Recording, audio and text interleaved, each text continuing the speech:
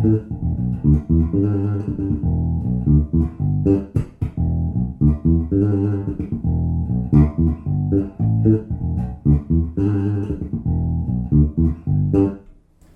everybody, Jerry Burdick here. Very happy to be with you today to talk about my Roscoe Guitars Century 3006J bass. This is really just an amazing instrument, and I know the model name there was kind of a mouthful. So let me start off things by running through that. It's a Century body style, kind of the newest addition to Roscoe's fleet. They have their LG, the SKB, and now the Century, which has been out for a number of years now. It's 3006, which means it is a 6-string bass, kind of rocket science there. It is 35-inch scale, and it's got Bartolini electronics, but it's a newer thing for Roscoe. Last year, they decided to add to their option list the Bartolini humbucking jazz pickups in the Fender Jazz 60s placement, obviously adjusted for 35-inch scale. When they made that announcement, I knew from that day on I was going to have one of these basses. I'm a big J bass junkie, and to have Roscoe's take on a jazz bass was definitely right in my wheelhouse. In terms of woods, this bass has an alder body. It's got Roscoe's standard neck, which is maple, purple heart, and maple. Up front, we've got a Palfaro fingerboard, and you can't see it because I sort of committed a minor crime against humanity. I covered the top. It actually has a maple top. My motivation for that, I was originally going to go strictly with an alder body with no top and with a rosewood board to kind of mate the traditional 60s Fender jazz bass vibe with Roscoe's take on the aesthetic and the body style and of course the electronics. But in talking with Gard at Roscoe, their outstanding general manager, and with Ed Gelb Music, my local guru here in Northern California, we decided to go with the Palfaro fingerboard and to add a maple top to meet some of my other sonic goals, which would also make sure the bass had a lot of focus. I wanted a focused attack, and I also wanted plenty of snap, that additional bite to go with the traditional alder warmth and the alder rosewood combo of nice warmth and upper mid sparkle.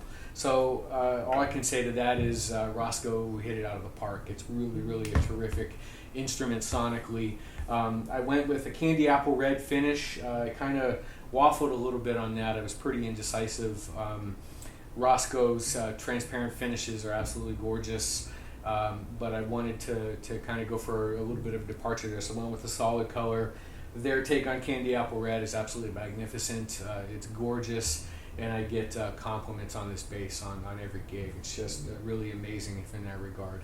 Let me touch base again back on the electronics. It's the 57J Bart humbucking pickups, 60s placement again with the modification for the 35-inch scale. The Bartolini NTMB preamp, which is pretty much standard Roscoe flavor. The control layout on this bass is volume, blend between the pickups, mid-range control, which is a push-pull setup for the frequency selector. With the down position, it's 800 hertz, and if you pull it up, it goes to 250 hertz. So a lot of variety there in the mids, and then the stacked bass and treble control, as is normal. There's also the trim control on the back cover, so if you want to match the output, or if you think you're a little bit too low or a little bit too hot, you can certainly make the change right there. From a playability standpoint, us Roscoe fans tend to say this is a stereotype, but it really fits. It's a Roscoe. The playability is amazing. It plays itself. It's got a nice thin profile neck, but not too thin. You still know you're playing a bass. You're not playing a guitar.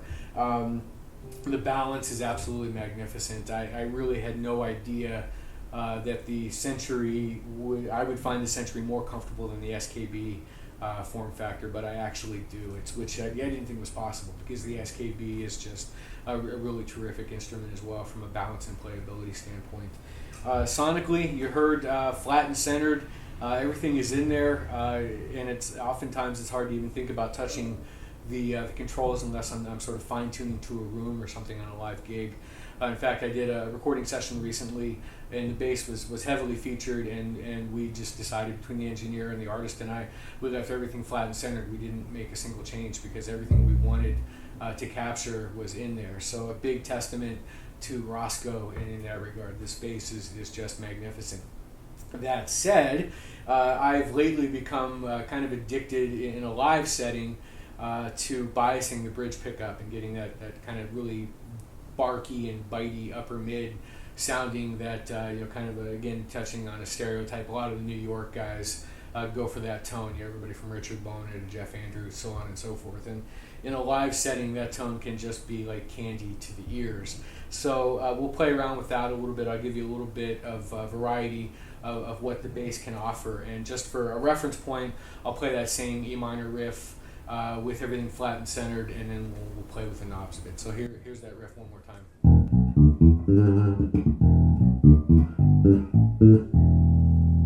Now we'll bias the bridge pickup. I'll take the knob, and I'll go about halfway between centered and full bias. But what I'll also do is boost the 250 hertz mids a little bit, and what that'll do is sort of backfill some of those lows that we lose when we go to the pickup. So we still get the full body of the bass. We're just adding bite and snarl to the equation. So here's the tone with biasing the bridge pickup.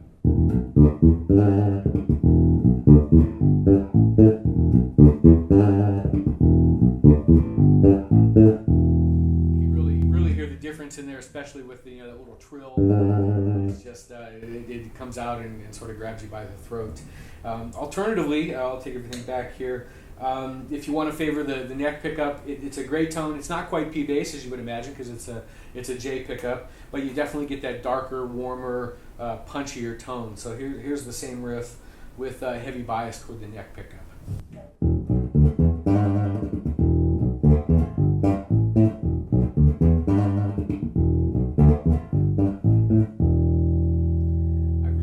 I really like that. I don't use it a lot, but what I love about it as a reference point, if nothing else, is that you hear that dark tone, but you also still hear the sharpness and the bite of the attack, and I think that speaks to the woods of the bass, and again to the testament of just the advice from the folks at Roscoe and their magnificent craftsmanship. Organically unplugged, this bass just has that magic.